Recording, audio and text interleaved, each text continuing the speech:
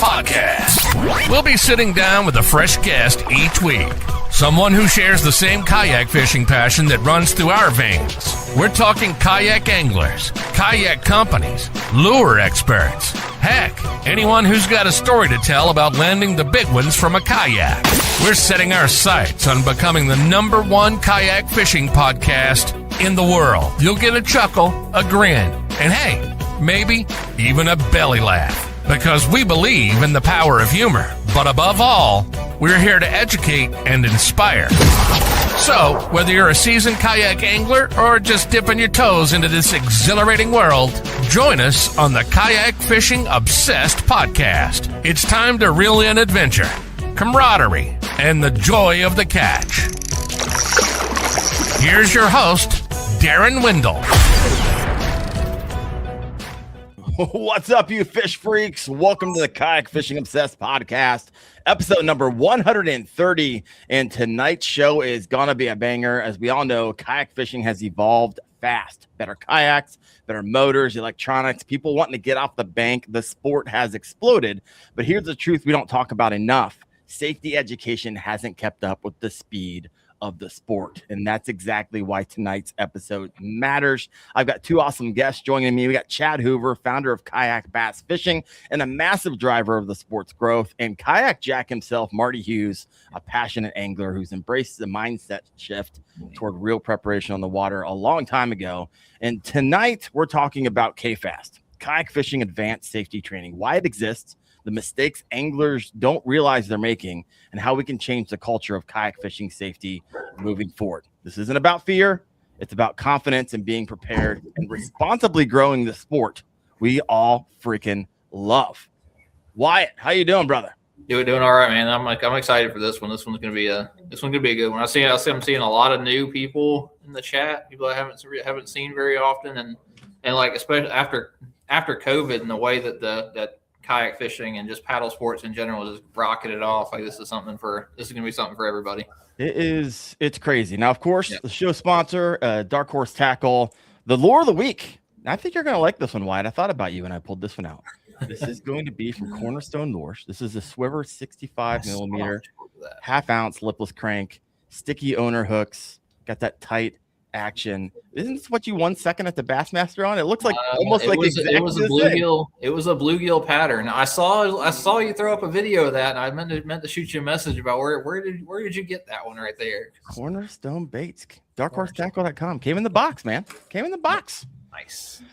Well, tonight's going to be great. We're going to be giving away some KFAST gift certificates, good for the basic course. We'll be doing that throughout the show. We'll give away a few, so you might get lucky in one of those. But let's go and welcome.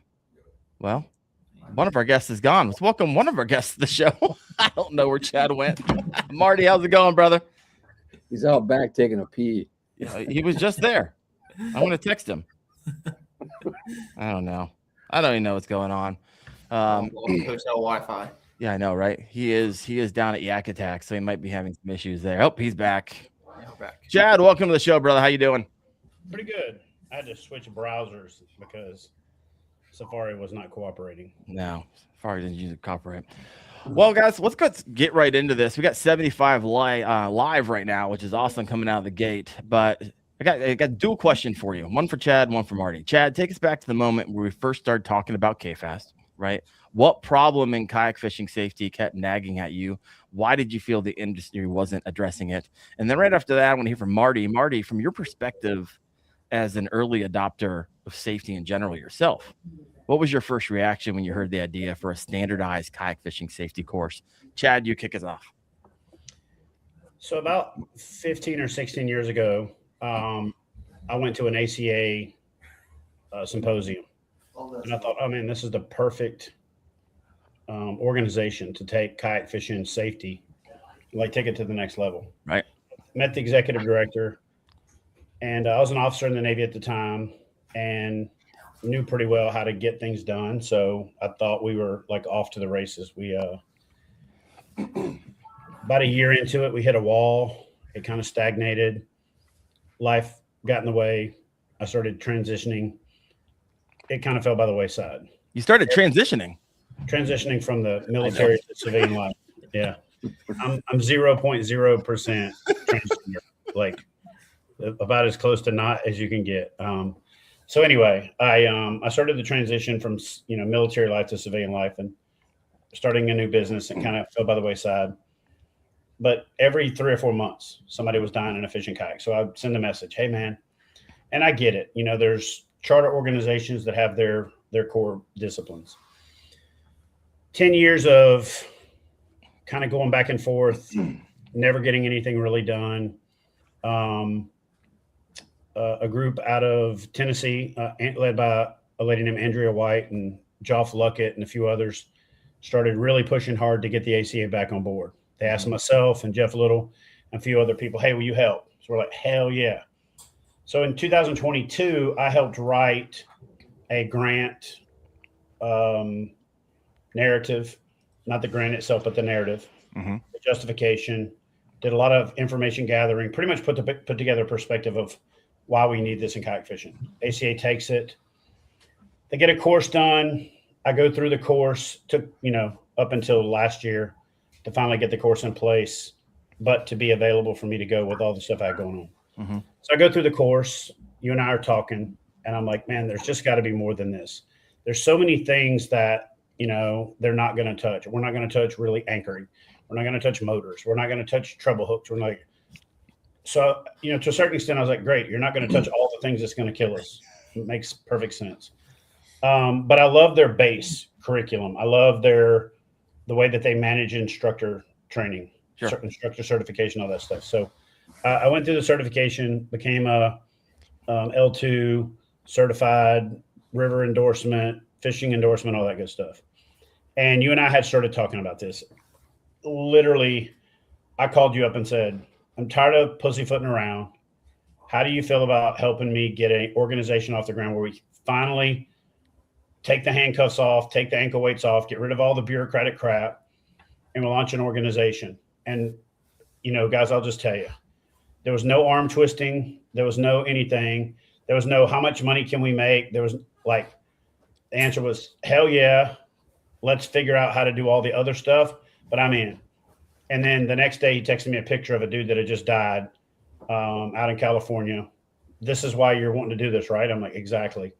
And there's been these little pebbles against the glass, unfortunately, all not the best. But then there's also these stories of, man, I almost lost my life if it wasn't for this or this or this.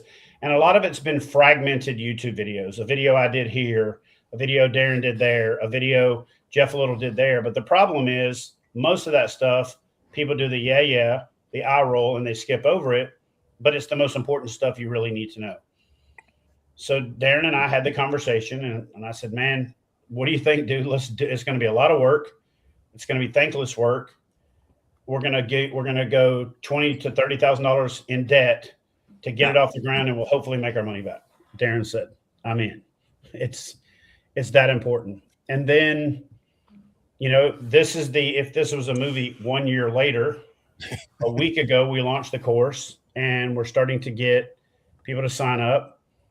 I mentioned to Daren, hey, I've been doing this nowhere, no share thing for 20 years, but I haven't formalized it. I'm thinking about doing a pledge where you can pledge to do the nowhere, no share thing.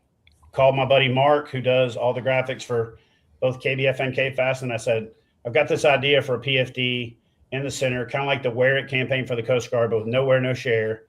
And then we could get people on board with just not necessarily shaming people into not wearing their PFD or shaming them if they don't, but more of an awareness campaign for, if you don't wear your PFD, we're not going to promote your content. We're not going to like your content. We're not going to set a bad example.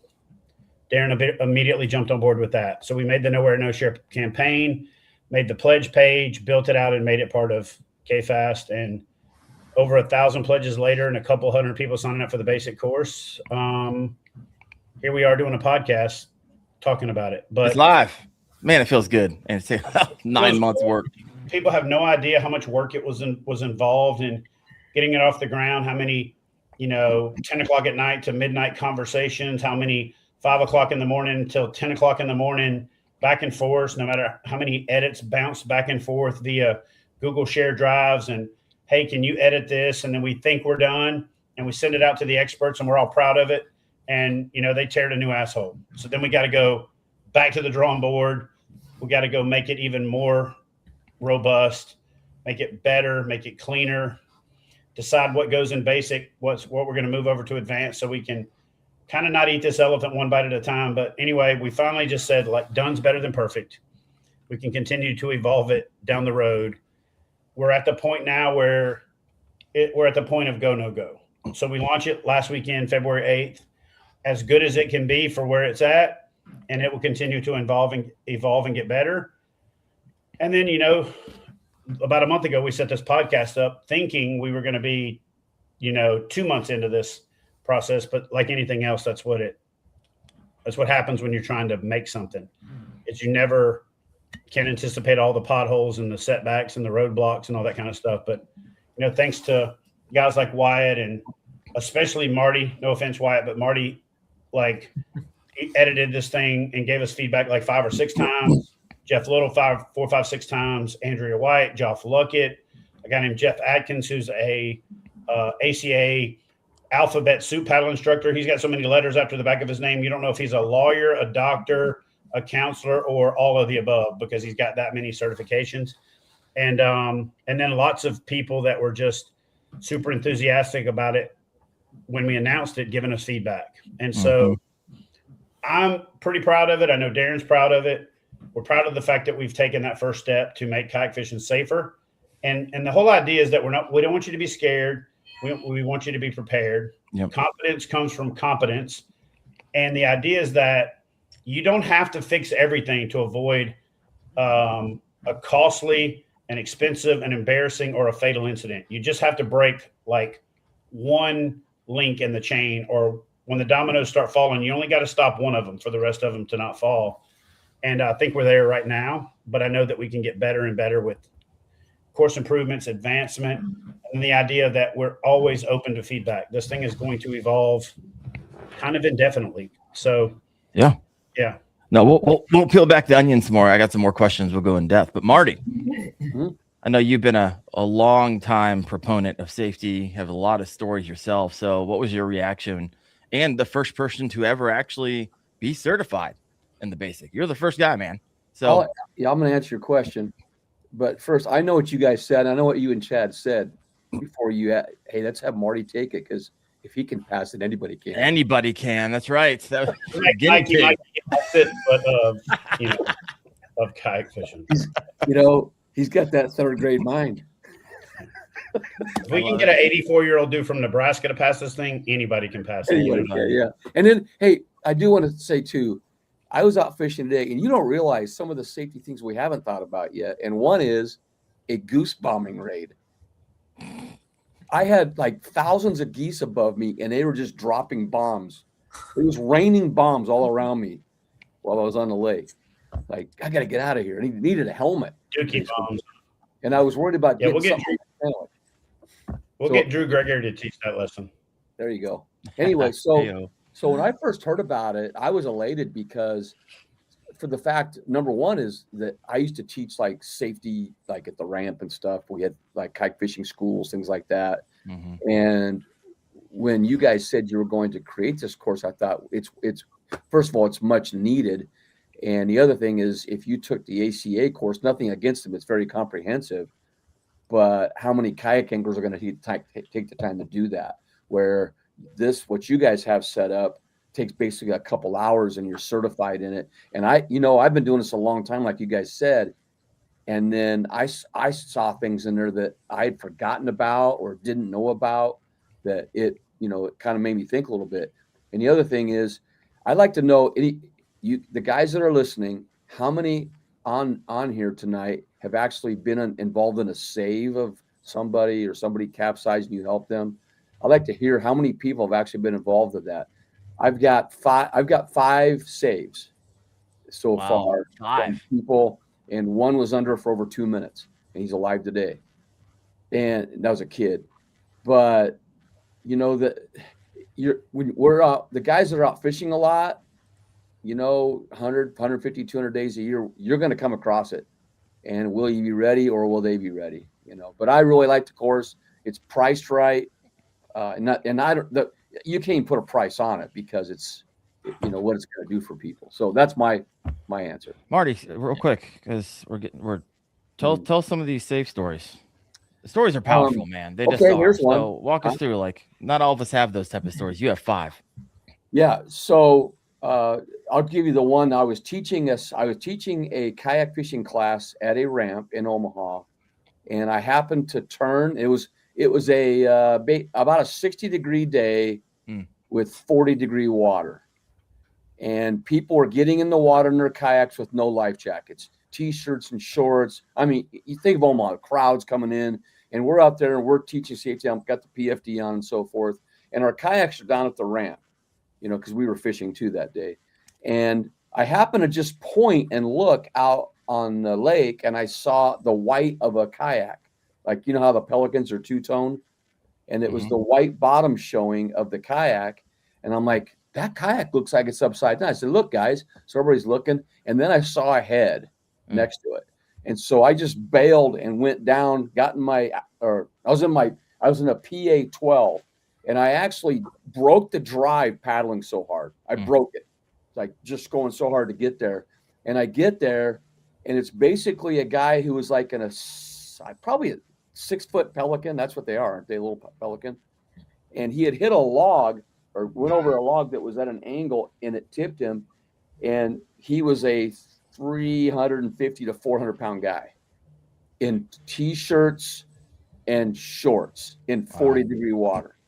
And he was already in shock by the time I got there, it looked like, because he just wasn't doing anything, wasn't moving. And his life jacket was attached to the back of the kayak when we got it flipped over. And it was a kid size attached to it.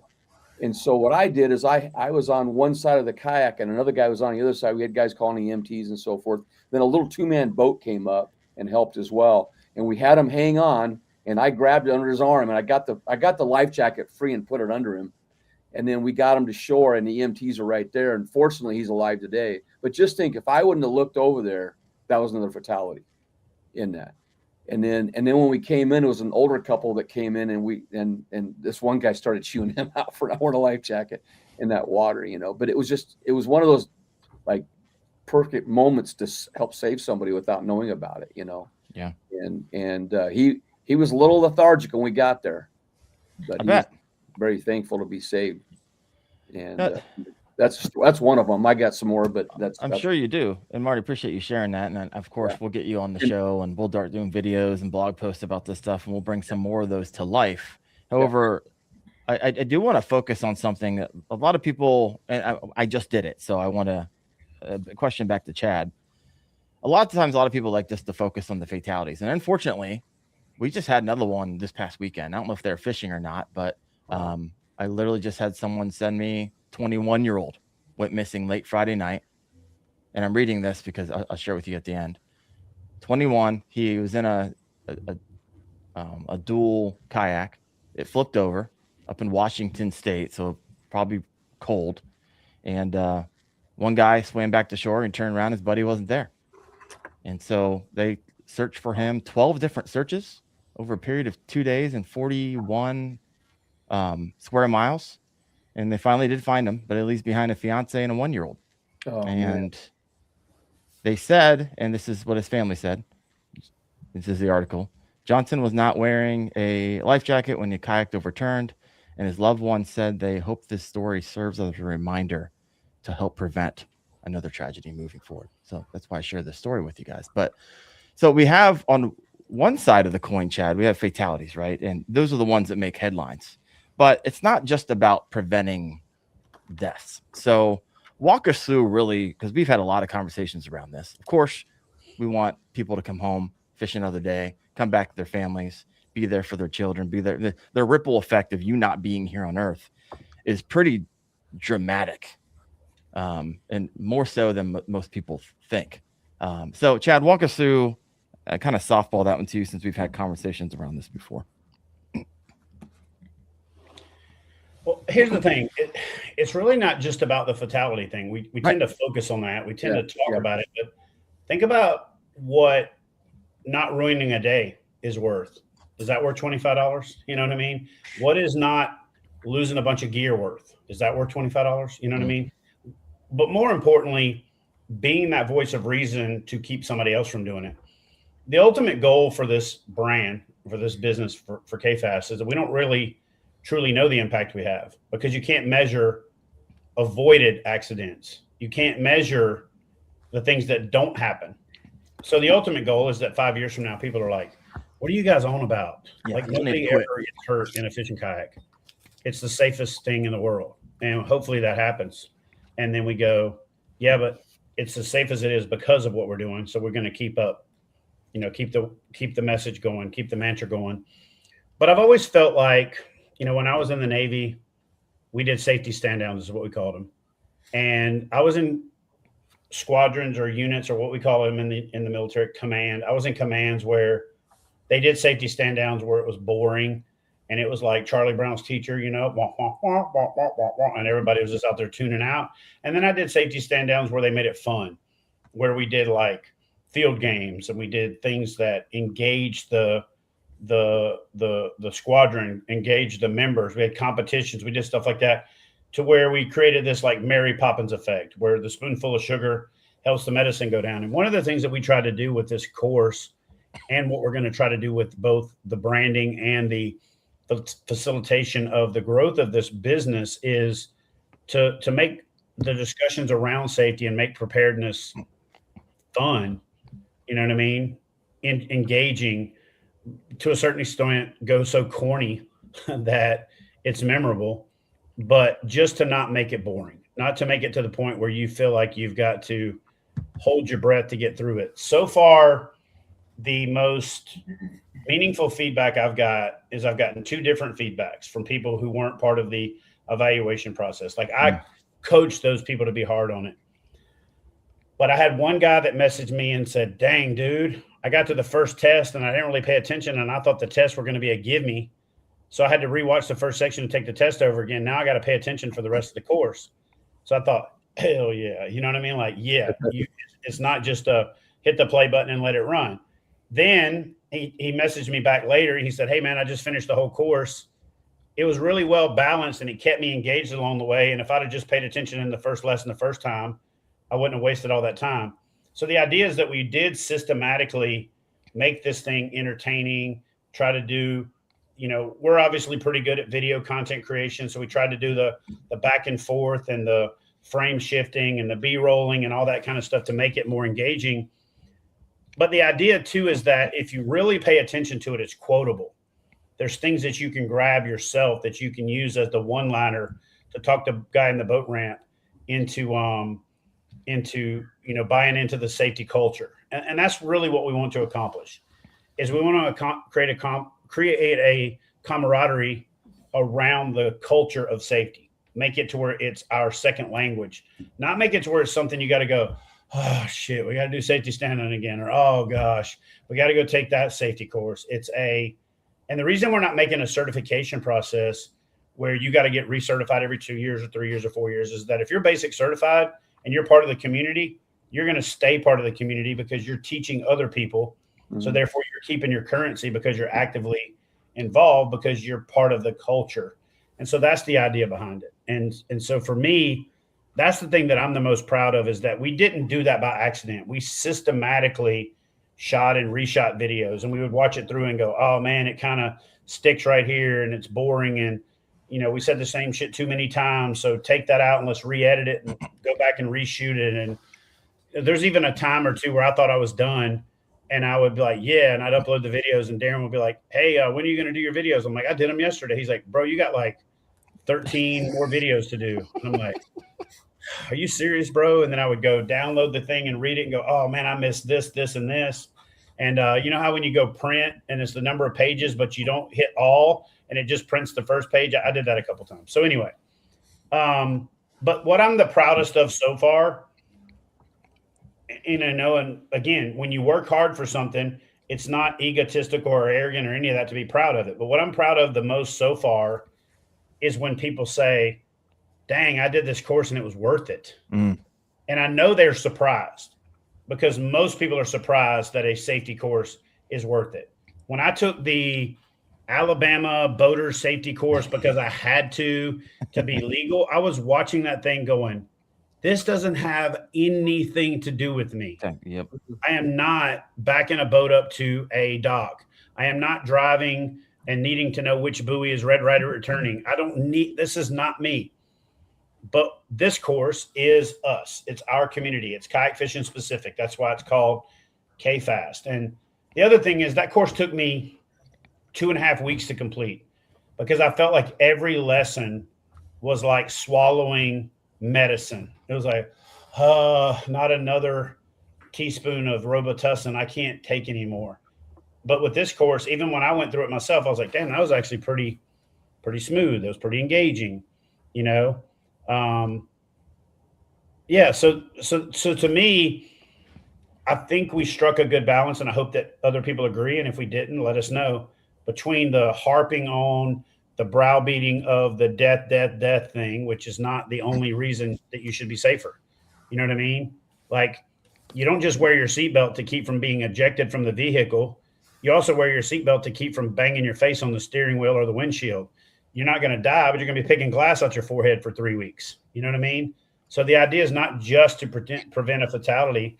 It's to not have you ruin your day, or to have a better day on the water, or help somebody else have a better day on the water. So, you know, make it part of the culture. That's what I'm excited about. 100%. We don't want someone to flip their gear, be scared, and never get back in again, and never go kayak fishing. That's terrible for the sport. Absolutely terrible for the sport. So with that preparation, and tell every person they run into for the rest of their life, man, screw that kayak fishing. Yeah, I tried that. Yeah, you know. And then the ripple effect for generations of people not getting into sport, just simple because they weren't prepared. And I can't tell you how many times over the years. I mean, I've been doing this 30 years. I can't tell you how many times I've gotten the text message, the email, or even like the mom walking up to me at Bass Pro Shop or Cabela's or Waffle House, something, going, "Hey, are you that kayak fishing guy?" I'm like, "Yeah." They're like, "My God, my son watches your videos all the time, and he is so excited about getting in a kayak. But I'll be honest with you, I worry about it because I see all these people dying in kayaks all the time." And I'm like, I mean, I know what you're saying, but that's like not getting on an airplane because you see airplanes crashing on the news, you know? Yeah. So yeah, I think it's a big part of it is messaging. It's confidence. It's a community collective of changing the narrative. Yeah. I got some comments over here. I got some more questions for you. Let's go ahead and read some of these. Let me see here. Back to let's see here. Hunting and fishing Oklahoma. I saved 2. They were floating down a swift park of a creek. Instead of walking their kayaks, they tried floating it, tipped, and almost went under a brush pile. Yeah, man. Dangerous. Assisted my friends from Jason Graham's W2G. Assisted my friend getting his kayak flipped back over in the middle of the lake just after watching Chad's video. Thanks, Chad, for the content. I love it. Yak Bass. I've owned kayaks since 2015. I learned from this course. Thank you, brother. So, and of course, hunting and fishing Oklahoma. I'm waiting for the next one to learn more. So really quick, let's talk about that for a second, because Chad, walk through the structure, because we have had a lot of conversations about this, right? We have basic, and I can't tell you, Chad and I were like ripping lessons out of basic to literally make it basic, because there's so much you could put in it that you're like, you know what, we this thing can't be 8 hours long, right? So we gotta have the basic for those who are just getting in the sport, and then the advanced. But beyond advanced, we have guide and guide instructor, where we haven't like publicly talked about a whole lot. And so walk through the psychology, what we'll be offering people once they get to advanced, how people can actually help support their families with this moving forward as we scale kayak fishing safety. So the idea was just like not making it boring. And, you know, we needed to provide a return on investment for what we invested in it. The easiest way to do that is to make the consumer the advocate. So if the consumer can come on board and sign up for a affiliate program where when they refer the course to people, they can make money as well, we really amplify that each one reach one, each one teach one philosophy. And so the idea behind it was also that our original curriculum for basic was like 37 lessons. I know you guys think that's crazy, but it was literally 37 lessons. So I just went through first with a hatchet, then with a hammer, and then with a scalpel to keep paring it down to what we thought was, the core. You've got to know this stuff for basic safety. But let's migrate some stuff over to advanced. Like, for example, not everybody's going to put a motor on their kayak. Let's do electrical safety and motors in advanced. Not everybody really cares about being a great paddler, and you don't have to be a great paddler to be safe. You can just go out and beat the water into submission. But if you want to be a better and safer paddler, then you protect your shoulders, you protect your forearms, you protect yourself from fatigue, so you learn how to paddle better. So the paddle course on how to do all the strokes, to do advanced strokes, to do all those things is in advanced. You got to transport your kayak to the water, right? But there's enough basic stuff out there to get you by. But if you really want to be good at it and you want to protect that investment of that more expensive, more advanced kayak, we do transportation and transportation safety and the things to think about in the advanced course. Speaking of electronics and motors, you're going to put that stuff on your kayak. How many people have you seen catch their stuff on fire? I know for a fact that I've got 5 or 6 close friends that I consider relatively intelligent people who've damn near burned their kayak up because they don't understand electrical safety. Right. Selecting the right wire gauge, putting a circuit breaker in, putting in things like, smart shunts and things to manage those things from a cell phone, getting notifications and warnings. A circuit breaker is great, but if you put a 50 amp circuit breaker on a motor that's never going to get to 50 amp, you pretty much have a straight piece of wire. So you got to figure out those things to know what level does that circuit breaker need to be at to protect me by breaking the circuit. If it doesn't break until the damn motor has melted the wire to the side of the kayak, it doesn't do you any good, and it's not a circuit breaker. So we knew a lot of that stuff just couldn't be in basic because we would lose people. There would be the eye roll. There would be the review that's like, holy crap, I tried to take a basic kayak fishing safety course and they want me to be an electrical engineer. Mm-hmm. I tried to take a basic kayak fishing safety course and they want me to be a damn meteorologist. So we want to do things in advance for the people who want to be advanced. You want to know more about electrical safety. You want to know more about tides and navigation, wind prediction models, measuring weather, recognizing patterns. All those things, in my opinion, make you a great fisherman. I can promise you this dude up here knows weather because he catches fish everywhere he goes around the country all the time, and he catches more and bigger fish than almost damn near everybody else. He ain't doing that by not being a student of the things that affect the thing that he's pursuing, which is that green bass with a little bitty BB brain that reacts to all those things. But we wanted to teach this stuff systematically. So with advanced, we want to get into all of those things that are that next level stuff. Almost like advanced is the stuff you would teach the guy who's not willing to take basic to get him fired up about taking basic. So then he wants to then take advanced later, if that makes sense. And then the idea behind guide is there's some people that are just don't learn well from watching. They don't learn well from reading. They learn well from doing. So the idea is that we create a guide scenario where, let's just say you're from central Nebraska and you're like, I don't read good, right? And you can go to a live course where that instructor or that guide can teach you. So guides can teach advanced and they can teach basic if you want to go on an in-person course. And one of the things that we're also really proud of is that the model that we've got is if you want to be a guide and you want to host a 5 or 6 or 7 or 8 person get together over the weekend, you make all that money. You make 100% of that course where you use our course to get people together to make money for yourself. And the idea behind instructor is, guide instructor is, as an instructor, you can teach people how to teach. So you can become a person that can certify people as an instructor. So that's what the purpose of instructor is that you become somebody that can instruct other guides on how to instruct other guys to become instructors so that they're better. You're not going to be able to not teach as a guide, but you'll be a better teacher if you're a guide instructor, and you'll be able to certify other guides as guide instructors, and you can just make more money doing it. The other idea is that instructors can oversee guides teaching advanced, teaching basic. So as an instructor, you got the ability to have 2 or 3 guides under you who have 2 or 3 advanced people under them teaching, 4 to 5 basic people each. And realistically, in a weekend, you could make $4,000 or $5,000 because you can stack it to where you set a course up. And we're going to be providing, templates and and structures and things for you to do this for yourself. But ideally, you get to create your own little business. I think of it kind of like how YouTube gives us the platform. Right. We got to make our own content. We put it on there, and there's a monetization model. They tell us how we get paid, and we go out and we create the content. We do the best we can. The better our videos do, the more money we make. That's what we really want to do with KFAST, is we want to give you the platform. You can go out and say, hey, I'm Wyatt, and everybody knows who I am because I've won every freaking title in kayak fishing. But did you know I'm also the safest dude on the water so that I'm more efficient? I'm going to be heading down to, Kissimmee, Florida to do the Bassmaster Kayak Nation, the Bass Nation Kayak Series event. But I'm going to get there 2 days early, and I'm staying a day late, and I'm going to teach 4 courses while I'm there. If you want to sign up, click on the link below.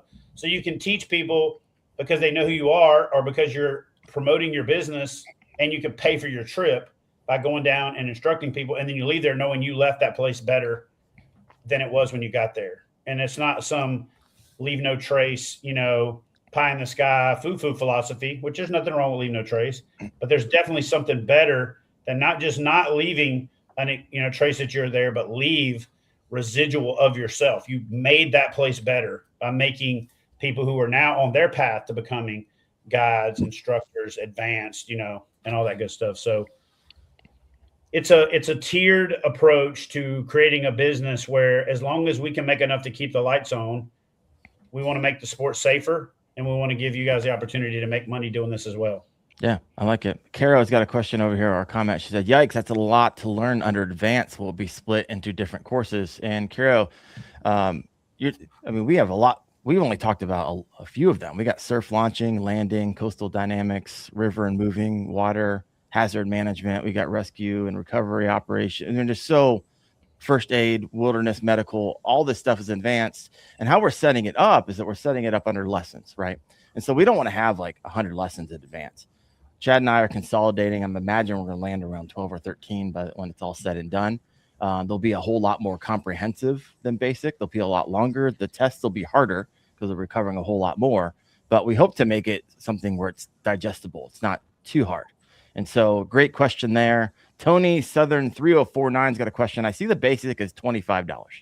And what will the cost be for each training course?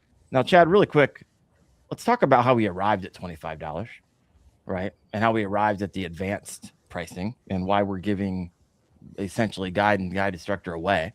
Walk us through that.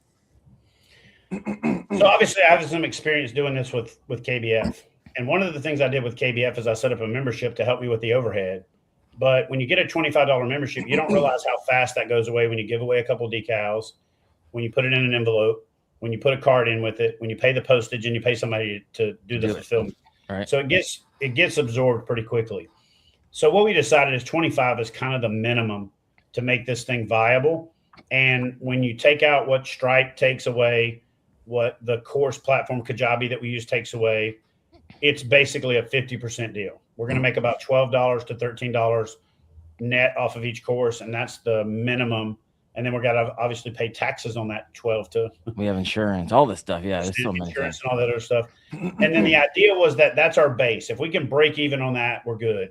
But as we go to advanced, we go to $50. So now instead of making $13 on it, we'll make 25 plus 13 or $38 on it. So then we can invest back in the sport. We can invest in more ads. We can cover venues for hosting courses where 100 people get certified. We can create a rewards and recognition program with like challenge coins when you have taught 50 classes, stickers and t-shirts when you've accomplished 100 classes or 100 certifications, 100 referrals, things like that. So we keep the excitement going to where there's more to this than just pay us, learn something, go on. We want people to be excited and to be vocal about it. And then with the guide and the guide instructor, you get into a higher insurance carrying policy.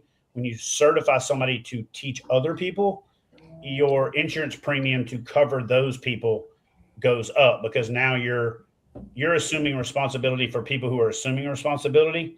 And so with those, we priced that honestly as cheap as we could, but to make it cost effective. So $125 for the guide program and $250 for the instructor program. I'm going to make that make sense for you from the standpoint of what I went through. I went to the ACA L2 River Instructor course. By the time it was all said and done, I spent 4 days, $600 for the course, and about another $450 on food, gas, and lodging. So I spent over $1,000 to get L2 certified as a river instructor. In my opinion, by the time you finish guide and instructor, you're equivalent to an L3, L4 instructor in the ACA, which would cost you somewhere in the neighborhood of $2,500 to $4,000. And that depends on you having something close to you. If Marty had to drive to an ACA course, it would cost him $4,000 just in gas money. Because the closest person to him is probably the East Coast or California.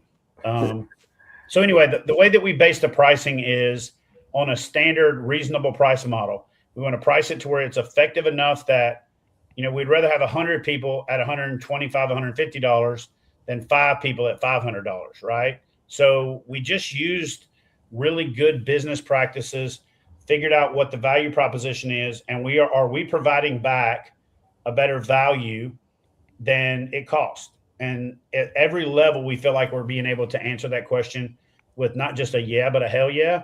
And so that's kind of how we priced it, just like anything else. We didn't want price to be a barrier to entry. And so like for the price of a jackhammer, right, you could take this course. That was kind of the idea for a lure that we all love. Also, when you finish the course, we kick you out an email. And in that email, we've already had people say, I got my value back, because we provide discounts to some of the best fishing companies out there. We've had people who are like, I took the course, turned around, got the discount of something I wanted to buy anyways. And essentially I got the classes for free because I always wanted to buy this thing that I got the discount for. And there's multiple discounts in there. And so, getting better. We just secured another one today that we ain't ready to announce yet, but we'll announce that next week, and you'll get another value back for a course you paid for a month ago. Yeah. So if you already took it and finished it, trust me, we'll send you an email and you'll still get access to those discounts as we onboard them to KFAST. Got some comments over here. GP Outdoors says, I've been in construction safety for over 25 years, and the KFAST is one of the best classes I've ever attended. Makes me hungry for more. I'm excited about the advanced class. Thank you. Appreciate that, brother. Farm Medic 729 said, same here. I've been in fire EMS for 21 years, and it went into greater detail than that I was taught in my classes. This is a great feedback. I hadn't heard some of this before. Did you hire all these people to jump in? I didn't. I promise you. I don't even know. Like, I kind of recognize some of the names on the podcast that are regulars, and some of these I don't recognize, but they're coming out of the woodwork. And appreciate the feedback. Also, we've got a lot of feedback right after we launched, and we went in there and changed it because things were a little bit confusing. So this is we always reserve the right to make changes and make this better. And we listen, right? We're not. And one of the things I wanted to mention here, Chad, and we've had conversations about this. We don't want this to be the Chad and Daren show. And so when Chad and I we have this project management system that we work out of, and we were scoping out advanced, and there's like 13 courses. And so Chad, walk us through what I mean by we don't want this to be the you and I show, and what this is going to look like more so.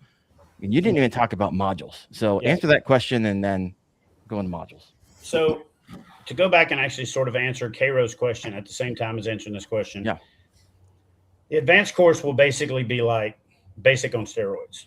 It'll be further on everything that we already did and going, 2 or 3 layers deep on stuff that we didn't cover or we just barely touched on in basic.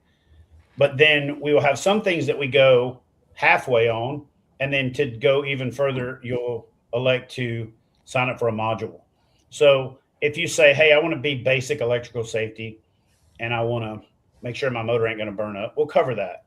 But if you say, man, I really want to calculate how to get the best current management, I want to know what the minimum amp hour battery that I need with this circuit breaker, with this wiring, with this amp draw to do this and this and this, we'll cover that in a module called Advanced Electronics and Motorization. And that'll be $10 to $15 or something like that, right? So we'll have advanced modules that we'll go do with, say, C-Clear, like the obvious subject matter experts in the space. Mm-hmm. But then at the same time, in that vein of not being subject matter experts, we'll say, hey, listen, there's a river deal. Okay. Who's the recognized river expert in the space? Jeff Little.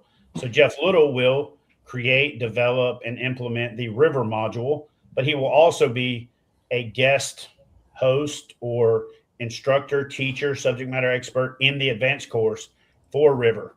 And for people that are subject matter experts in that specialization, we're reaching out to those people and establishing relationships and paying them for their time to create content to where advanced isn't the Chad and Daren show. And then guide is not the Chad and Daren show. And then instructor is not the Chad and Daren show. It's more of a community driven curriculum. And, hopefully down the road, we mess up and somebody goes, dude, I can't believe you didn't get Billy Bob Buttnuckle from Crooked Elbow, Alabama to do trailers because he's the best at it. Mm-hmm. We call him up and he goes, hell yeah, I'll do it. And we add that to the curriculum, or we replace what we did with his stuff if it's better. And then we send out a message to everybody that created the course and says, hey, if you want to review module 17 of advanced, we just updated it with the undisputed champion of this category.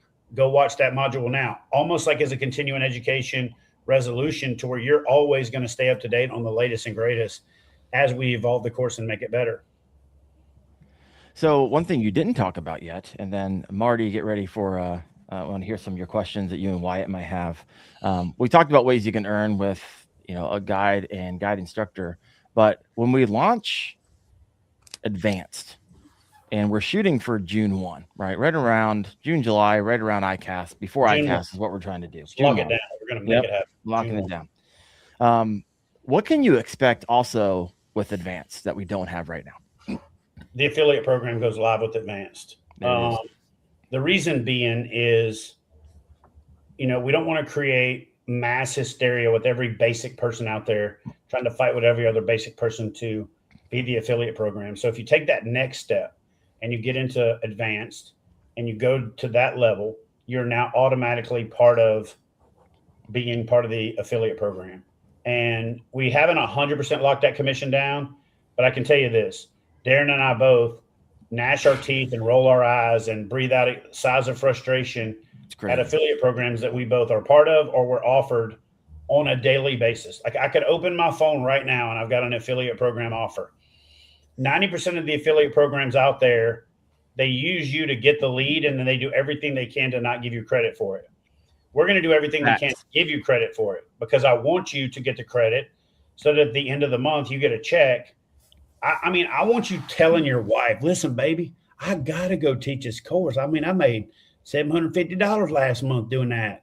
It's way better. I want you to strain relationships because you're going to teach courses. I want you to miss kids' birthdays. I want you to not show up to buddies' weddings because you're making kayak fishing safe. And I want you to feel good about it. No, I'm just kidding. We do want it to be something that you don't feel like your time is wasted and you're making somebody else money and you're not getting anything out of it, because we do realize there are lots of different motivations and you can still have all of those motivations. You want to save people. You want to make the community better. You want to make the course better, but that doesn't mean it ain't also nice to get compensated for it. And so for me, it was a non-starter to do this course and not offer some type of commission and some type of affiliate program. And once you're advanced certified, you're in that affiliate program. And then here's where we get into a membership. What's the catch? Well, the catch is you're eligible for your affiliate program as long as you are advanced qualified and maintain your membership. We haven't set membership, but it's going to be somewhere in the $15 to $20 range a year. But then you refer 2 courses and you pay for your membership, and then you get paid for every affiliate you refer for the rest of your life. And then the idea is that membership is that basic business overhead coverage that we need to keep the lights on, to keep growing, to spend money on an ad buy, to serve this out to brand new kayak anglers who are just getting started, to put this in front of people who've never seen it. And more importantly, and here's the other part that I want to talk about that people may or may not understand, especially if they don't tournament fish. Okay. I applied for a permit for a tournament 4 months ago. When I applied for the permit, they asked me for my safety abatement plan. And I was like, what is that?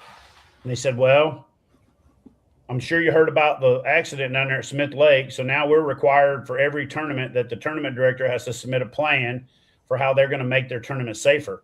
And I was like, oh, we're requiring all the anglers to take a basic safety course. And they're like, what basic safety course? I'm like, it's called KFAST. They're like, I never heard of that. I was like, well, I can send you a link. And then they're like, oh, so it's like the boater safety course, but for kayak fishermen. I was like, no. If the boater safety course is a Matchbox car, the KFAST course is a Ferrari compared to what you get out of those basic safety courses that are literally the most ridiculous animated graphics ever.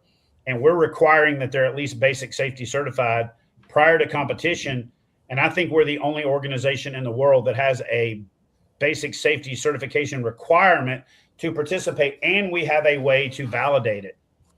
And he was like, well, how do you do that? I'm like, they have to upload their certificate to the tournament management app before they can register. I sent him a screenshot of it, and he was like, oh, all right, fair enough, check. The other thing is the insurance companies every year are trying to increase our, well, there's more and more kayak fatalities out there. So the only way to curb the constant increase of those insurance premiums is to say, wait a minute, we now have a safety course. So you know how, like, if you take driver's ed, you get a discount on your insurance? It's the same thing. We now have a safety course. So in the long run, indirectly or directly, you're going to save money by participating in this because you're going to make money back if you're in part of the affiliate program. And tournaments are going to have to pass cost along to you if they have to pay more for the insurance and 100%. more for all this other stuff. So by becoming safety certified, we as a industry, we actually beat that before they make it mandatory. I'll give you another example that's kind of a crossover into the tournament world. I started requiring release videos 5 years ago. A lot of complaining, belly aching, moaning. Well, there's two reasons that I was requiring the release videos. There was a couple of rumors that I'd heard, and there was things that I thought of about how somebody could cheat, and I wanted a release video to prove it. But the other thing was, a lot of our northern brethren were starting to have to provide these mortality reports to the body that grants the permit. What is your mortality rate? How many fish did you catch? What is your survivability? You know, mortality is how many fish you killed, right? How many fish die? What is your plan to keep fish from dying? And we're like, well, we release all the fish right where we catch them. Oh, well, how do you know they release them? What if they kill them and you don't know it? Well, they're DQ'd. How are they DQ'd? Because we require a release video. We got to see the fish swim away safe. Oh, okay, check, and then they move on. So a lot of this stuff is being proactive to prevent some of the regulatory BS that always creeps into things that you guys have heard about on the boat side. We're doing these things to be proactive in our sport to protect us from some of these regulatory knee jerks, because 9 times out of 10, the laws and the rules are made by people who don't understand kayak fishing. So if you just have an answer for them, 9 times out of 10, you take their little baton that they're beating the drum with. You're like, here, give me that drumstick, and you break it. And you're like, no, shut up. We are coming around 90 live right now. If you haven't hit that like button, please do so. And also, we're going to give away here at the end of the show some KFAST basic courses. So if you want to be a part of that drawing, we'll do that live. Go ahead and type KFAST into the comment section right now. Some of you have already done that. So we have 2 entries right now, and we'll circle back after a few more questions here. But write KFAST in the comment section, and we'll circle and we'll do a drawing around there. All right, Marty, Wyatt, questions you guys got? What do you got? So, Mike, mine kind of stem from I work for a kayak retailer, and I know all of us here are major, kayak tournament fishermen, kayak fishermen. The vast majority of the kayak, 95% of the kayaks I sell are to non-tournament fishermen. Yeah, and it's the sun dolphins, it's the pelicans, and things like that. And I'm just running around in my head trying to figure out the best way to break that certification course to that kind of demographic, because those are the ones that need it. Those are the ones that, they're walking into a Walmart and asking a guy for a kayak off the shelf, and no one's saying anything about, what's the weight capacity of the kayak? Oh, it says right here that it's 350 pounds. Well, the kayak weighs 75 pounds. So what's your actual usable capacity? 275. So, that stuff that just doesn't get taught to people that needs to really be brought to the forefront of that. The 90% of us, the vast majority that are just, buying that one kayak, buying that $200 Pelican, they throw it out behind the house and they use it once a year. Like those are the guys that this really, really, really needs to go to. Yeah. Good point. Good point. So the way that we're targeting that is we're working with these brands, even those brands like Sun Dolphin and Pelican, what I call the mass distribution brands, and saying, hey guys, we'd love for you to put a hang tag or a decal with your manufacturer statement of origin or your little owner's kit that says, take this course. And then that way you can kind of help make the people that are using your course safer. So then they get to take that to their product liability insurer and say, hey, we've got a product liability policy, but what if we put a little thing on here that says, take this safety course to use this product safer? Can we get a little bit of a discount?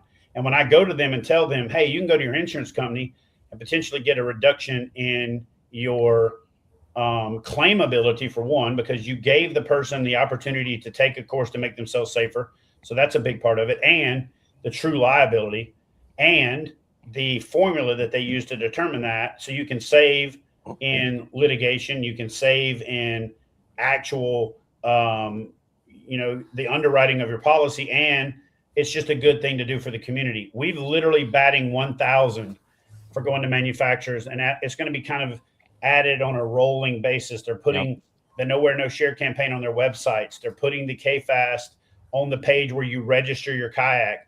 And then as we roll things out, if we haven't already missed their ship dates, they're starting to add them to the hang tags and starting to add them to the package, the thing that's on the kayak when you buy it. Next level is to work with PFD manufacturers, to work with, I'm in Virginia right now. I'm at Yak Attack. I've already convinced Yak Attack to add decals for Nowhere No Share to every package that goes out the door. Tomorrow, I'm going to be working with them on doing hang tags and flyers for KFAST basic safety certification, a landing page on their website, a reference to say, go take KFAST when you check out. So even if that guy buys a Sun Dolphin, if he even thinks about fishing and he runs across Yak Attack and he orders a part, he's going to get touched. So again, these are things that all cost money. So that's a big part of the reason that we're running this thing like a business instead of a not-for-profit. So we don't got to be out begging for money, we're literally providing a service. My goal is to leave here with a deal from Yak Attack. Hey, give us a code. Every time somebody completes a course, they get a $25 gift certificate to Yak Attack. And then ultimately, I want the deal to be when you sign up for basic, you get enough of a value proposition that you practically paid for everything all the way to guide instructor, and that the companies themselves are also benefiting from it. Because, I'll be honest with you, and maybe these instructors or these managers or CEOs or whatever are watching this, but the real easy thing is at the end when you meet with them and say, so we'd love to have you on board, unless, of course, you don't want to make kayak fishing safer and you don't care about anglers. And then what are they going to say? So it's happening. Wyatt, we've having the conversation behind the scenes. We already have kayak companies who are doing this. I don't know. I'm just kind of spitballing in my head, but even to the point of like, if you completed certification, you get a 50% off discount code for a next certification. That whenever I'm out there and I run across that guy who's launching his Pelican or anything like that, hey, I've got a quick safety course you can take here. Go check this guy. Go check this website out. Go check this, that, and the other. Just kind of because there's thousands of us out there. We're going to all these lakes and we see all these people, so we can go interact with them, because they might not come across our fishing podcast, but whenever we're at a boat ramp and then that guy's launching right next to us, I'm like, hey man, you don't have a life jacket on. Let me give you this information about this course. So, yeah, no, I like it. Marty. Yeah, I had just a couple things. Well, one is I've been guiding long since about 20 something years, and I have a lot of guys approach me. Hey, I want to be a kayak guide, Marty, and can you tell me a little bit about it? I'm like, well, I tell them about it. I say, you might want to have some guide insurance. Well, guide insurance has skyrocketed. Mm-hmm. I'm to the point now where I have to insure each kayak individually for my business for each person that's in it. And so that adds more cost to my business as well each year. But then they shy away because of that. So hopefully with all this, we can keep these insurance rates at an even keel, maybe even lower. And then guys will want to, maybe we'll have more guides out. Plus it'll make the community more safe with more certified guides out there. The second thing is, and I think I like the idea of the modules that you guys are doing, because you can select, hey, I think I need to do this electrical one because I've got, this sonar units and stuff in my kayak. But get this, and I think you guys may have touched on this, but new fishing brought this up about I need to plan my snacks. The one thing that a lot of people fail to do is eat or drink during a tournament day or a kayak fishing outing. And I call it wellness intake. And Daren, you were a marathoner. I was a marathoner. We know that if you do not take any water during a marathon, you're toast. And when we're in a kayak fishing tournament, to me, it's about like running a 10K during the day.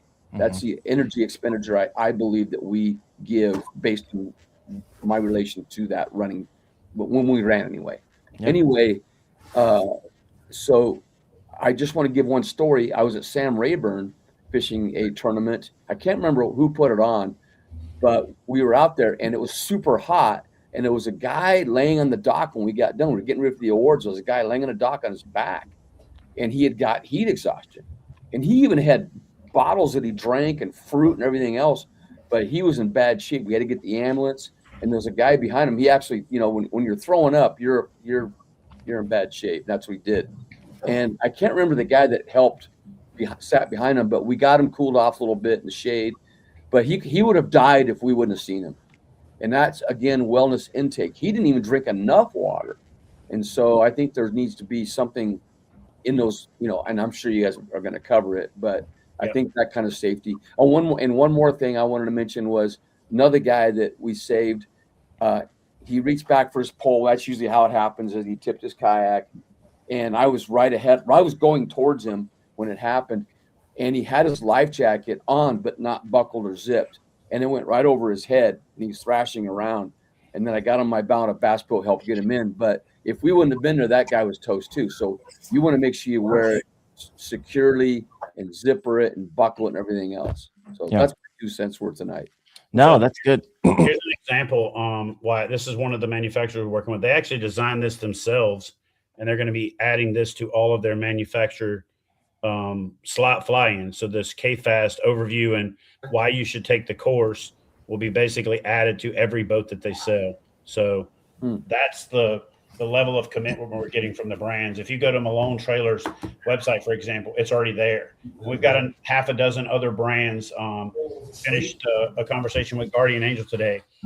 Guardian Angel is going to pay for placement of ads with content Daren and I create. And then at the end of it, we're going to get to do a shout out for how, like, hey, if you're listening to this and you're considering kayak fishing, be sure to invest in yourself and head over to learn more about making kayak fishing safer at kfast.co. Little things like that. My video that I released today on YouTube, I've got like a KFAST commercial practically at the end of it. So we're going to do everything that we can to raise the bar, and short of being obnoxious and anal about it, we're going to promote safety as hard as we possibly can. 100%. We just hit 100 live. Please hit that like button. Thank you all for showing up tonight. This is awesome. Chad, I got some more questions for you. And will this be required? I know that you got this question. Will this be required for KBF? Because I know you've been fielding a variety of text messages and phone calls around it. So my initial inclination was yes. Like I had it even set up in all the tournaments where starting May 1st, we were going to make it mandatory, right?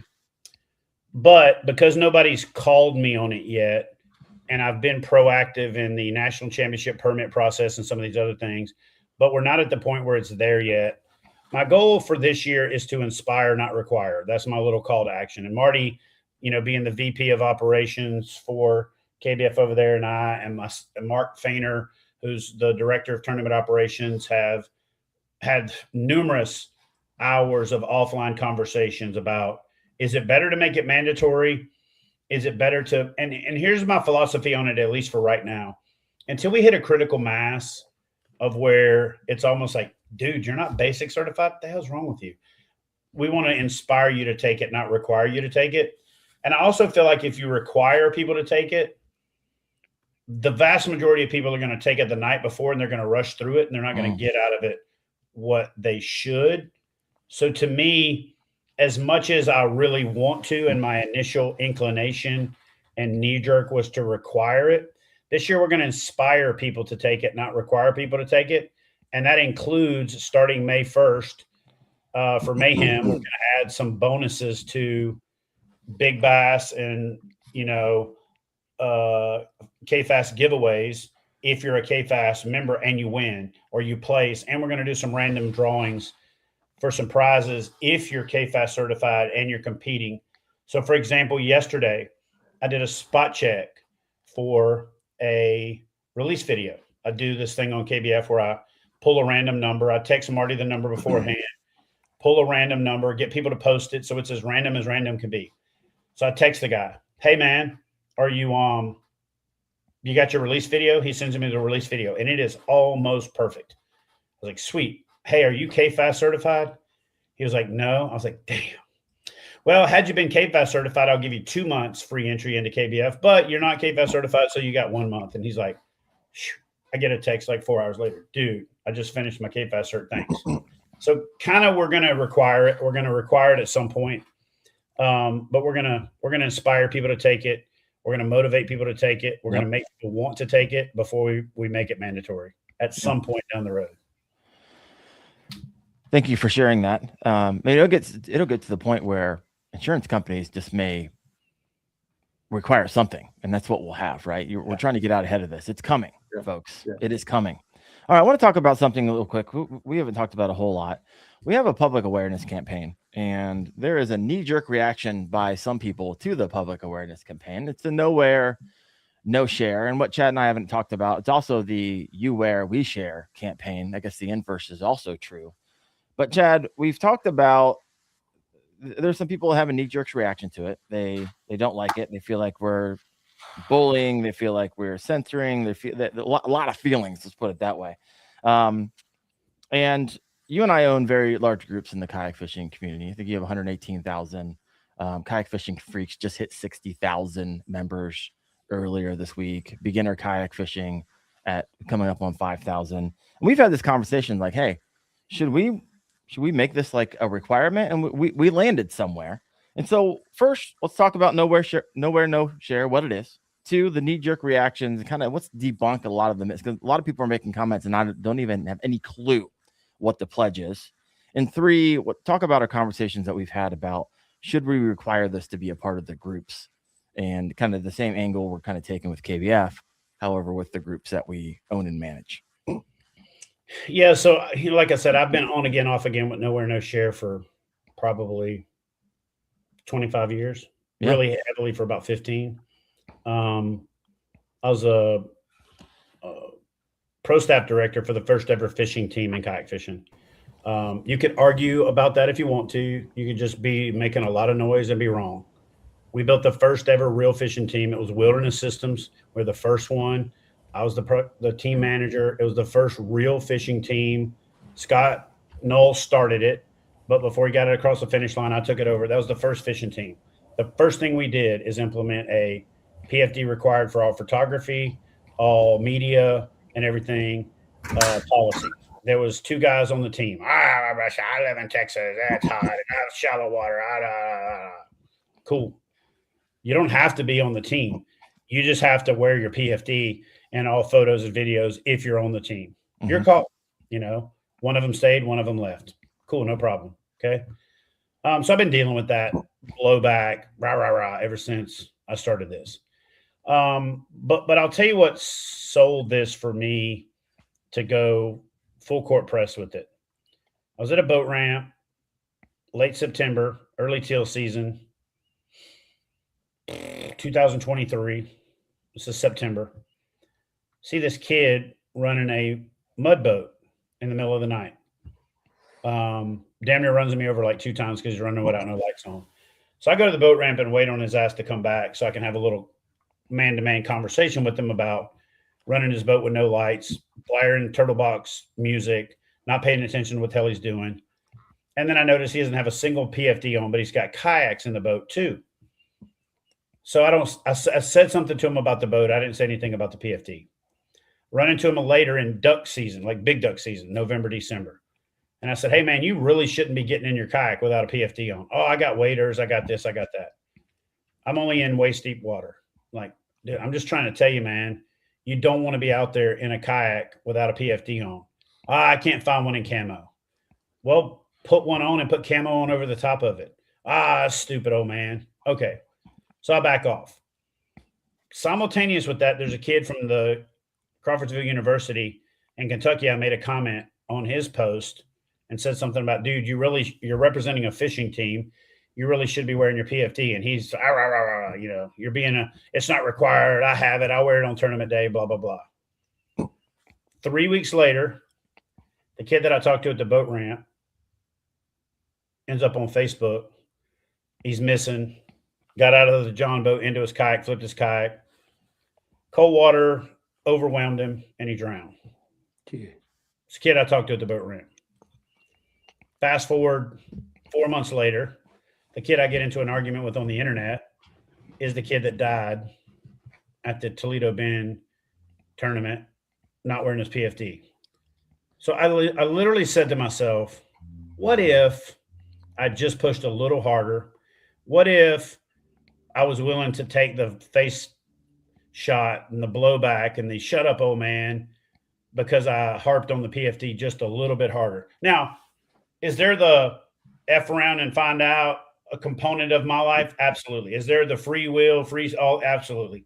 But there's also this thing called not knowing any better. And those young men didn't know any better because they had a false sense of security. The one guy thought he had neoprene waders on, and because neoprene is somewhat buoyant, he was good until he fell overboard and hooked his ankle on the boat, and his waders filled up, and his big puffy jacket that was full of water was heavier than the neoprene buoyancy, and that cold ass 30-degree water took his breath, and he was basically incapacitated faster than he could get his stuff back together. And then the other kid, is out there setting the example. And I just watch a mom post on Facebook every day for 4 days. I hope my baby comes home. Pray for my baby. And I'm like, I knew he was dead the first post. I'm liking it. Oh, we praying with you, dear. Everybody's saying, oh, pray for a safe return. There ain't a person that commented to that mom's video that didn't know that dude was dead that day. You talk all the shit you want to. You can glad hand all you want to. Oh, no, there was a chance. There wasn't a chance. He was not found because he was underwater. You don't not get found with helicopters and lights and all that stuff these days, unless you're masked by this big substance that we all love called water. You can hide under that shit. You can't hide on top of it anymore. You will be found. So for 3 days, a mom agonized over false hope that her son was going to come back. For 3 or 4 days, a community rallied around this bullshit idea that he was going to come back. And then, oh, he died doing what he loved. Oh, it was such a inspiration. I hope his memory inspires other people. I do too. I hope it inspires people to not be stupid and to wear their PFD. And I may be even still too soon, and it may be inappropriate. But the fact of the matter is, I got to wear it. I got to have a lump in my throat, and I got to think about the fact that if maybe I was just a little bit more Paw, he called me Paw. Okay, Paw, I can swim. And I was like, damn, I used to say that shit to shut old men down. We're pretty good. And then, so I don't want to shut up anymore, and it's kind of funny that I would say fishing's probably 60-40 or 70-30 conservative to liberal or Republican to Democrat or whatever you want to call it. And of the Democrats that we do have in the sport, most Democrats in the sport of fishing and the sport of hunting are pretty more fiscal Democrats, social programs Democrats, and not like the one extreme or the other. And I don't think we have either of the extremes on the left or the right. But I think it's funny how a lot of these people that are the first ones to bitch and complain and moan about this pledge or call to action, if you actually click on their profile, they got all these pledges like support this, support that, support this, support that. And it's like, and then they're crying about everybody who disagrees with their opinion. And they're saying, if you don't agree with it, just move on. So if you don't agree with taking the pledge, don't take the pledge, but shut up. It's simple. You know, it's like being a vegan on a hunting page. Like, you're on a hunting page. And I love the ones that are like, oh, you should start your own group. Bitch, you're on my group. You're not even, you don't have enough situational awareness to know you're at the host house bitching about the party. Right. You know? So anyway, we want to inspire people. We don't want to require them. We want to encourage people, not disparage them. And I'm not talking about some kumbaya foo-foo around the damn fireplace, like Patagonia sweater vest, ankle bracelet with our Birkenstocks crap. I'm just saying, we want to encourage people. Hey, you should consider wearing a PFD, not, hey, dumbass, put your PFD on or stop posting on this group. I mean, let them know that it's preferred that they wear their PFD. Let them know they'll get more traction if they wear their PFD. Let them know that you'll get more interactions if you wear your PFD. We'll be more excited for you if you wear your PFD. But if you're in a canoe with your kid and you're not wearing a PFD and you post a picture with your thing and it gets celebrated, I'm deleting it, because I don't want another dad thinking, oh, I'm going to take my kid fishing and go get a picture of the two of us holding up our fish so I can get that same accolade. Because I can tell you right now, the dad trying to save a kid dying story is the most prevalent story we ever run across. There's more drownings from people trying to save other people than there is anything else out there. And it's because they're not safety trained. They're not wearing a PFD. They don't know their limits. And they go out there thinking they're going to swim out of shape, can't even walk up 2 steps without being out of breath. And you think you're going to swim 100 yards, grab a kid and swim it back to shore? No. You know? Yeah. So, no, it's if people actually read the pledge, you'll see it's not about being argumentative, right? It's about promoting safety within the sport. And so if you see something, and this is why Chad and I didn't want to be like, oh, we just want to cut it down in our groups. We want the dad, maybe for the first time, who's taking his kid out and thinks it's awesome that they caught a fish together and took a photo, not wearing PFD, not to get crucified in the comment section, but have people be like, hey, man, I think it's awesome that you did that. However, just know, and instead of pushing somebody away, invite them in to the fold. And so that's why we're not like staunch every time we're just going to delete it. So got to give an opportunity for the conversation. Now, if you're going to be a jackhole about it, and it's our group, we make the rules for the group. We don't want you in that community because you think you think you're selfish and terrible for the sport and irresponsible. Yeah, by all means, you're gone. I have over 2,000 people that I've banned from Kayak Fishing Freaks. I just looked at it a couple days ago. 2,000. And so on a positive note, but not that you're being negative, you're setting boundaries. You're setting boundaries. And on that, I've noticed though, and I've talked to you about this, Daren, on this, a few days ago, where I've noticed some people that were not wearing PFDs at all in their fish pictures and are now wearing them because of this, right? What we're doing right here. And I think that's pretty cool to see that happening. And then they're wearing them even, before they get to the kayak or after the kayak, because that's even important, as we know. So, yeah. Well, folks, go ahead and throw KFAST if you've not done so yet. If you came in a little bit late, we're going to be giving away some of these courses. If you have a question for Chad, Marty, Wyatt, or myself, we have a smorgasbord of comments over here. I don't see any questions to see a lot of. Appreciate it. Here's one from Steve Sturgeon. I almost got 100 responses from one post I made on Kayak Fishing Freaks about one person who posted a picture without his PFD. Lots of hate and discontent out there. And at the end of the day, Stephen, I've taken the hits. You're taking hits, but coming out of the gate, you might have to take some hits to change the culture. And I'm okay with that. So I appreciate you taking some hits and keep on moving forward. It's also engagement. It helps push the narrative. And 9 times out of 10, if you're arguing with an idiot, one of two things happen. People either see that there's 2 idiots arguing, or they go, man, that guy's an idiot. So as long as you don't stoop to his level, somebody that jumps in and sees that narrative goes, that guy is being a good advocate for the sport, and that guy's being an idiot. I'm going to go do what that guy says. Yeah. You know? Here's a good question coming in from John Molnar Nova. Question: I had a co-angler that dumped his kayak on the Shenandoah while wearing an inflatable that didn't inflate. PFD was up to specs, but defective. Any consideration for banning inflatables? Chad, what's your thoughts on that?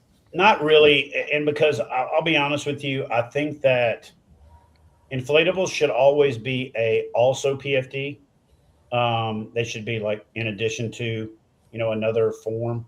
Austin wears a PFD that's inflatable. He has a full blown PFD on board. It's hidden, obviously, because he's got so much crap on his boat. It looked like a yard sale if he had more stuff on there, but he can get to it.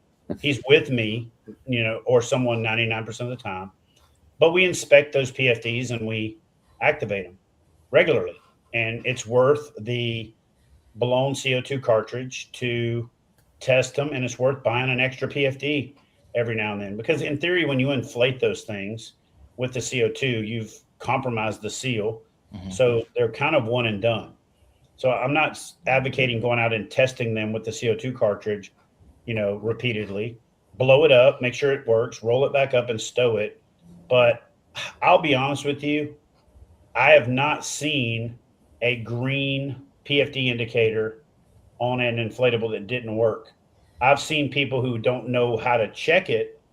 I've also seen people who have a green indication, and the CO2 cartridge was like half expired, so it didn't fully inflate the PFD. But all that being said, even every auto inflate still has a manual inflate, and I've yet to see a manual inflate that doesn't work. So at a very minimum, the manual inflate is a backup. And I said this in yesterday's video, or the video that released today.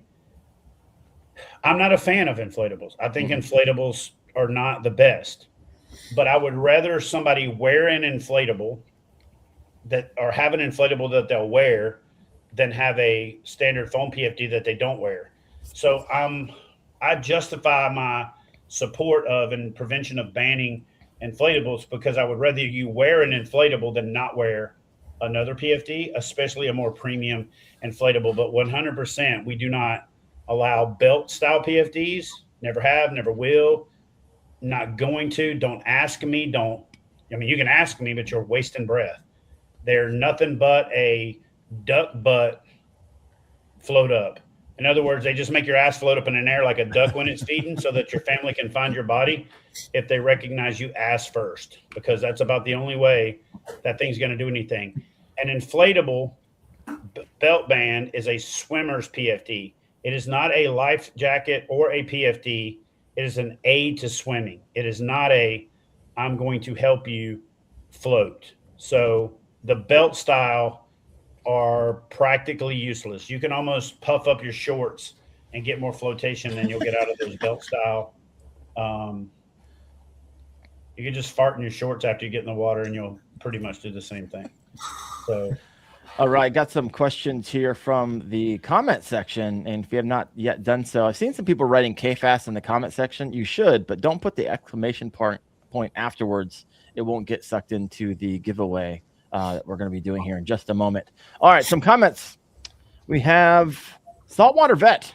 I think the course is undervalued. I paid $600 for my ACA certification and would easily pay that for the guide or instructor courses. Appreciate that. Thank you very much. Also had someone comment earlier, I don't see it here, but they said a lot more people would take it if it was free. And I don't disagree with you. And maybe there's a point in KFAST, the business, where we get some grants that could offer free, right? But we're definitely not there yet. We have some costs we need to cover. On that, Daren, like we're working with the University of Nebraska here on getting a kayak fishing club started and so forth. Yeah. But what we're looking at is using, like you say, using part of your grant money for organizations to pay for those for your people in your organization. Yeah. I think that would help quite a bit. We would love to be able to offer that at some point in time. Yeah. However, there's a lot of expense with getting the business up off the ground, Right. but not off the table. We would love to find those companies or find those individuals or find those grants and who do that. Yak Bass over here, comment, catch savings already paid for it. So let the cat out of the bag. You know, one of those awesome companies are, and that code that you're going to get on the back end. Here's a good question, Chad, since you are an ACA certified instructor from fur fishing. When do I need a KFAST certificate versus an ACA certification? I mean, you don't really, quote unquote, need either one of them. The only way you need the ACA certification is if you want to be certified to say you're certified or to go to the next level of the ACA certification process. And the only reason you'll need a KFAST certification course is if we ever make it mandatory for a course. So it's really more of a personal investment than it is a you have to have it thing right now. Like we talked about, inspired, not required. But with the ACA, you need certain prerequisites before you can go to the next course. You know, I'll reiterate what I said and what was just confirmed by Saltwater there. It was $600 for a course for me. That is for L2. For me to go 3, 4, you know, and then some subspecialties on up to level 5 would be $2,500 to $4,000. That's not counting travel, expenses, all that other stuff. The other thing that we really wanted to do in KFAST is like, it just worked out that the acronym had fast in it, but we wanted it to be relatively fast. We didn't want it to be a multi-day drug out commitment, a deterrent for you wanting to even commit to doing it. So we wanted to make it. So we talked about this in the background. You have to do this thing called a SWOT analysis, strengths, weaknesses, and opportunities and threats when you're launching a business. And so one of the things that we looked at when we were kind of evaluating what else is out there, and the only other thing that's out there is the ACA, is that to a certain extent, the ACA is a little bit exclusive. It's somewhat elite training, and then it's also expensive. So we call that the 3 E's. So to counterpoint that and to be able to offer, you know, a different offering, we wanted ours to be what we call the 3 A's. We wanted it to be attainable. We wanted it to be available, where you didn't have to travel across the country to get it. And we wanted it to be affordable. And so we think that we've accomplished all of that. You know, for the person that said they wish it was free and you think more people would take it, I'll be honest with you, it's net $50 negative right now. You pay $25 and you'll be getting $75 value as soon as we've already locked in the 2 other deals. So you pay $25 and you get $75 back. That's better than free in the world I live in. Carry the one, you know.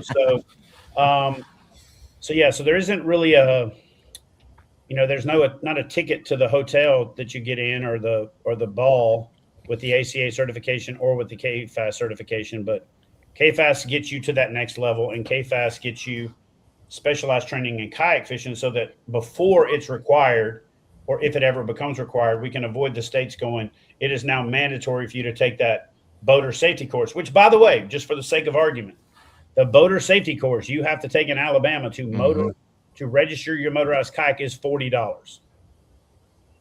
I am trying to get it to where I'm literally going on March 20th. I'm on a call, a VTC, a video teleconference with NASBLA, the National Association of State Boating Law Agencies, to become part of their paddle sports panel, right?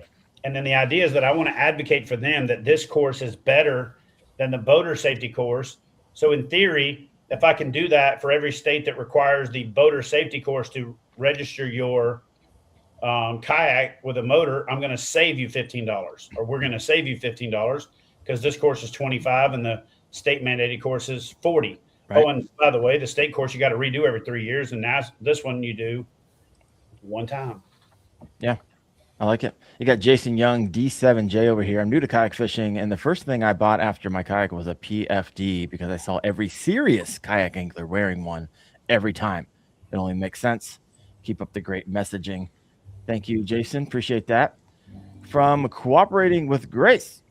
I'm 55, looking to get into kayak fishing. I very much appreciate what you guys are doing. I don't yet have a kayak, but I'm going to take this course. I watch all Chad and Wendell's fishing videos. Appreciate you. Thank you so much. Let me see here. Tyler, RM6PW. I'm going to take the course, and if I like it, I'll pin the course in the kayak session in my fishing forum. Appreciate you. This is what it takes. Just every day, a little bit by little bit. It's like creating a YouTube channel. Little bit by little bit. We're going to get this thing to scale. And in time, it will just be the standard, right? And so we're going to make this sport that we all love and care for a safer one. More people are going to want to get involved in it. Moms and dads won't feel as stressed out about getting their kids involved in it. And it's just going to be a safe sport. In fact, we just released a few days ago, maybe a week ago, the gift to a friend. So if you have that guy or have that girl that you fish with that it's like live on the wild side a little bit, right? They just like to push the limits when it comes to safety. You can simply just go on the website and you'll see a little section right there under the course where you can gift to a friend, and it'll show up and you can write them a message. Hey man, care about you. Want you to be safe out there. I took this and let's live the fish another day. All right. I think that's all the questions I have here. Let me see what else I have here. Any other thoughts, Wyatt, Marty, Chad, before I move on to this giveaway? So, I mean, my thought just kind of rolling through all this is this is the largest continuous audience that we've had. It's been over 100. Over 100. Consistently for a long time. And I'm not seeing a lot of questions. I'm seeing a lot of, I've had that situation happen. This is a good value. Like the amount of people who every single one of us has almost fallen out of the kayak. Every single one of us has done this stuff. I guess it's going to be common sense to have this. And every single person in the comments is just kind of mirroring all those thoughts. You know what's funny is there was an analogy made, and it still blows my mind that this guy made this analogy. Oh my gosh, I know what you're doing. He responded to Daren and said, "I can't believe you guys are making such a big deal about this. I just checked ChatGPT, and only 6 people died in my state from not wearing a PFD last year." And I'm like, "Did you just say that your justification is only 6 people died? What in the absolute?"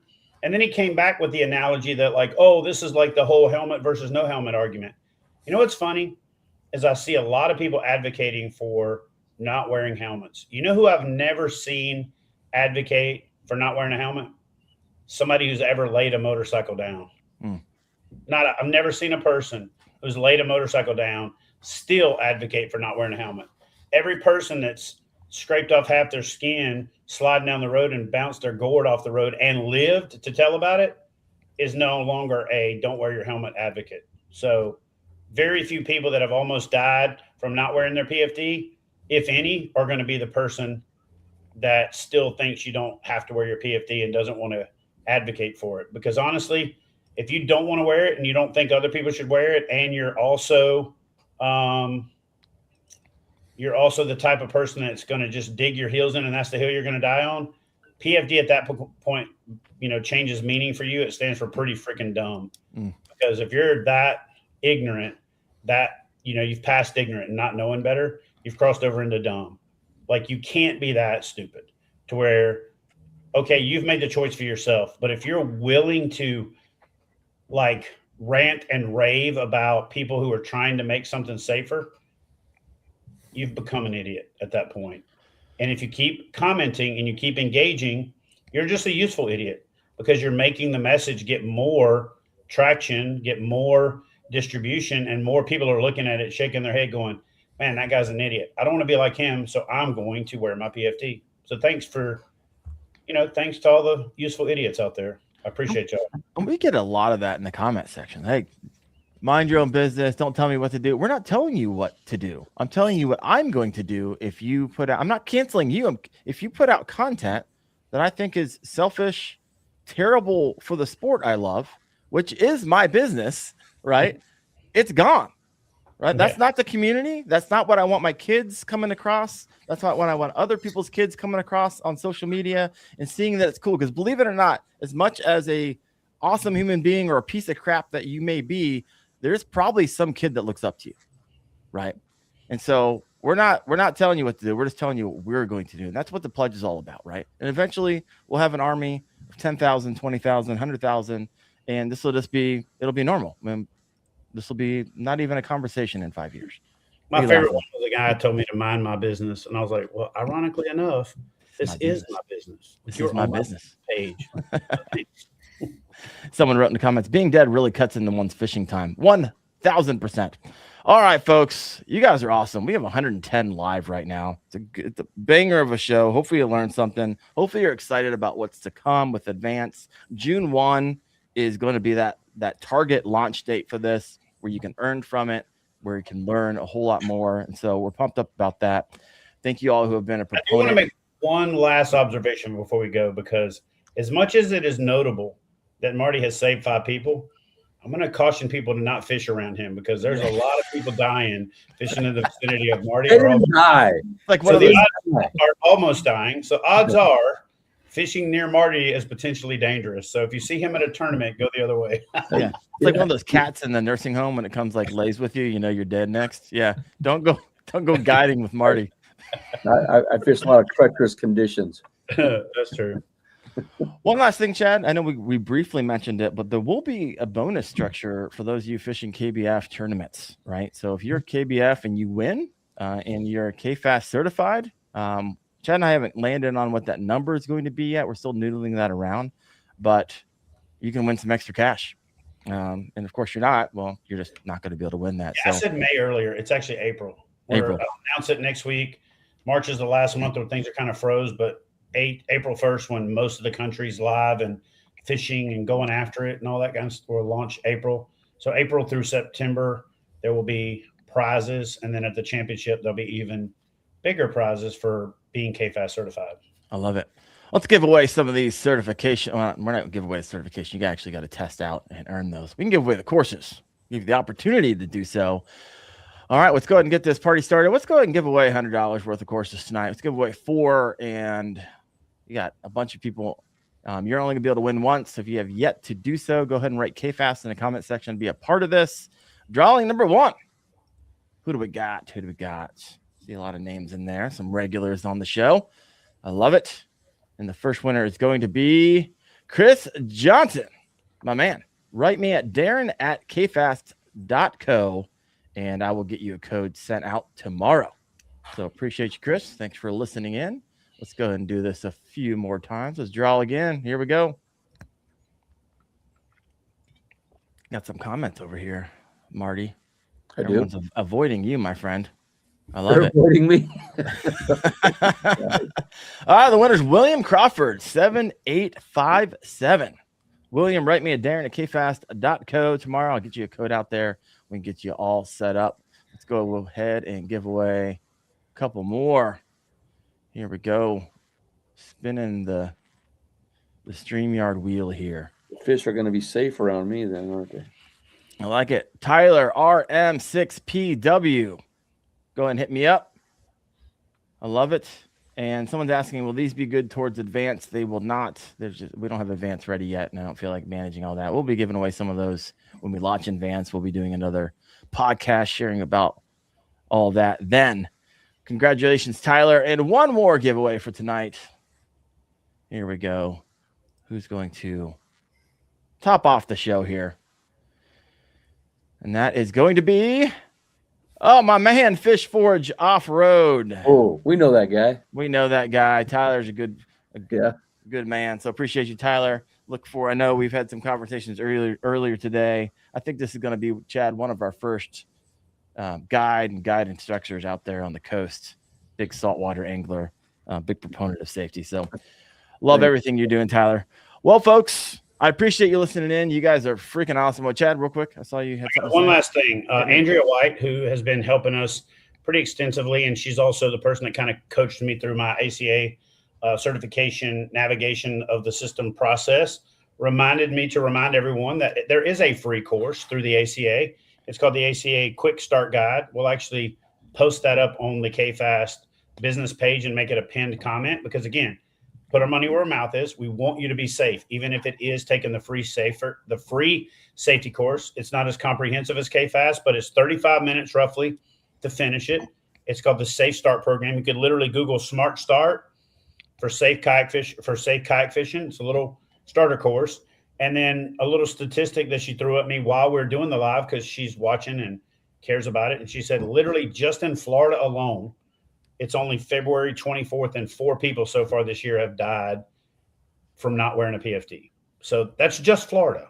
That's not counting all the other states. So be safe out there. But again, if you are looking for the free course, the ACA offers that Smart Start course. It's about 35 minutes to finish it. And if you're from Missouri, Arkansas, Nebraska, that might be an hour and a half. But you know what I'm saying? Just like the rest of us, it's about 35 minutes. And it took me 2 hours and 20 minutes, Chad.